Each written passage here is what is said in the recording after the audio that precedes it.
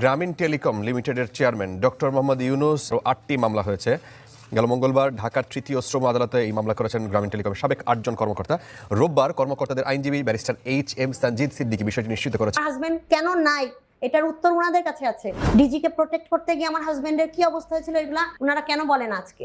ছাই ফেলে দেওয়া হয়েছে, তো আমি তখন ওনাকে বলেছিলাম যে ছাইগুলো ফেলে দিচ্ছেন, ছাইগুলো থেকে তো ডিএনএ করা যাবে। বলে যে যাওয়ার মানুষ চলে গেছে, ছাই দিয়ে কি করবে? মুন্নিশা কি জানে সে যে কি ধরনের মানুষ, সে এই ধরনের জিনিস অফিসাররা এখানে ভিতরে মারা যাচ্ছে, আমরা তো শত্রুকে ওভাবে মরতে দিতে পারি না, তাই না? আপনারা কিভাবে দেখেন রাষ্ট্রের এত বড় একটা গুরুত্বপূর্ণ পদ, এই পদ নিয়ে যদি ছেলে খেলা ফাজলামি চলে, তাহলে সাধারণ জনগণ হিসাবে কি বলতে পারি? আসসালামু আলাইকুম রহমতুল্লাহ। সবাই কেমন আছেন? আশা করি সবাই অনেক অনেক ভালো এবং সুস্থ আছেন। সবাইকে স্বাগতম জানাচ্ছি আমাদের আরেক নতুন ভিডিওতে। প্রতিদিনের মতো আমি আপনাদের জেরিয়াত ফারুক। দর্শক, আজকের ভিডিও টাইটেল এবং থাম্বনেল দেখে ইতিমধ্যে বুঝতে পেরেছেন আজকে আমি কি বিষয়টা নিয়ে কথা বলবো। খুবই গুরুত্বপূর্ণ একটা বিষয় নিয়ে কথা বলবো। আপনারা জানেন, যখন আওয়ামী লীগ সরকার পতন হয় বা আওয়ামী লীগ সরকার দেশ ছেড়ে পালিয়ে যান, তখন হঠাৎ করেই ঘোষণা আসে ডক্টর ইউনূসই হবেন বর্তমান সরকারের প্রধান উপদেষ্টা। কিন্তু সেই মুহূর্তগুলো আসলে কেমন ছিল ডক্টর ইউনূসের জন্য, এবং ডক্টর ইউনূস কিভাবে সেদিন রাজি হয়েছিলেন বর্তমান সরকারের প্রধান উপদেষ্টা হতে। এদিকে ডক্টর মোহাম্মদ ইউনূসের বিরুদ্ধে হত্যা মামলা দায়ের করা হয়েছে। এদিকে এক বিডিআর হত্যার যে বিচার বা বিডিআর হত্যার বিচার কি আদৌ ডক্টর মোহাম্মদ ইউনূস করতে পারবেন কিনা, এই বিষয়টা নিয়ে ভুক্তভোগী দেখলাম যে বেশ কিছু প্রশ্ন ছুড়ে দিয়েছেন ডক্টর মোহাম্মদ ইউনূসকে।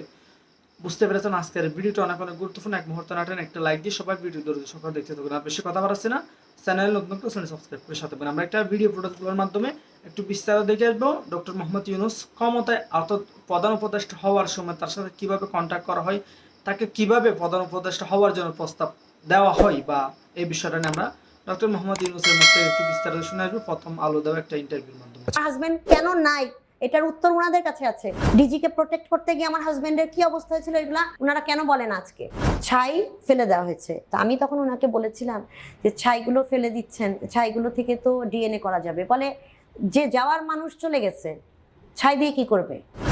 মুন্নিশা কি জানে সে যে কি ধরনের মানুষ, সে এই ধরনের জিনিস অফিসাররা এখানে ভিতরে মারা যাচ্ছে, আমরা তো শত্রুকে ওভাবে মরতে দিতে পারি না, তাই না? সে বাইরে যা তা কথা বলছে, ভিতরে ফ্যামিলিগুলো আটক আছে।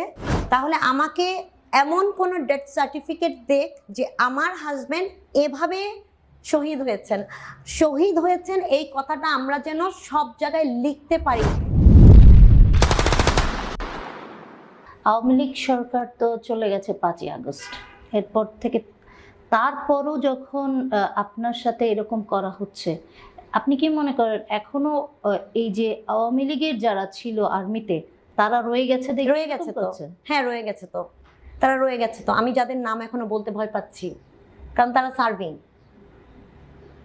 আমাকে এত উত্ত্যক্ত করেছে, এত ব্ল্যাকমেইল করেছে। আমি একটা মহিলা, আমাকে এমনভাবে ব্ল্যাকমেইল করার চেষ্টা করা হয়েছে। আমি যখন কারোর জন্য কমপ্লেইন লিখে নিয়ে গেছি খুব বাজে একটা লোকের সম্পর্কে, তখন দেখা গেছে উনি আমাকে একটা বাজে কথা বলছেন, তাহলে উনি কমপ্লেইনটা রাখবেন। অনেক ধরনের অনেক রকমের সমস্যার সৃষ্টি করেছেন। চাকরির ক্ষেত্রে ব্যবহার খারাপ, ইনসাল্ট করা, আমার শুধুমাত্র আমার বাচ্চারা বাসায় পৌঁছালো কিনা, আমাকে নিতে কখন গাড়িটা আসবে, যে গাড়িটায় আমি যাতায়াত করতাম, এই ফোন দুইটা ধরার জন্য আমার চাকরি ক্যান্সেল হয়ে গেছে। কোত্থেকে? Bangladesh international school and college, ওখানে আমি চাকরিতে ঢুকেছিলাম। সেটাও হচ্ছে আমি অন্য একটা প্রাইভেট জায়গায় চাকরিতে ছিলাম। ওখান থেকে কর্নেল আনিস ছিলেন, উনি আমাকে চাকরি ছাড়িয়ে নিয়ে আসছিলেন। ওনার কথার উপরে আমি আসছিলাম। উনি বলেছিলেন বাচ্চা বড় নাকি টাকা বড়? হ্যাঁ, আমি অর্ধেক স্যালারি দিব, বাট আপনি মান সম্মান নিয়ে হাফ বেলা কাজ করবেন, সারা দিন না।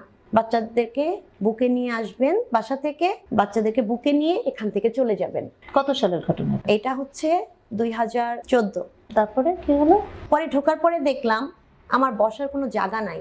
আমি নার্সারি ক্লাসে একদম পিছনে যেই বাচ্চাদের যেই সিটটাই কেউ এসে বসে না, আমি ওখানে বসে থাকি। ওখানে বসেই আমি খাতা চেক করি, সব কাজ ওখানে করি। প্রিয় দর্শক, বিষয়টাকে নিয়ে আপনি কিভাবে দেখতেছেন অবশ্যই কমেন্ট করে জানাবেন। আর আমাদের চ্যানেলটিতে নতুন করে সাবস্ক্রাইব করে সাথে থাকবেন। ধন্যবাদ।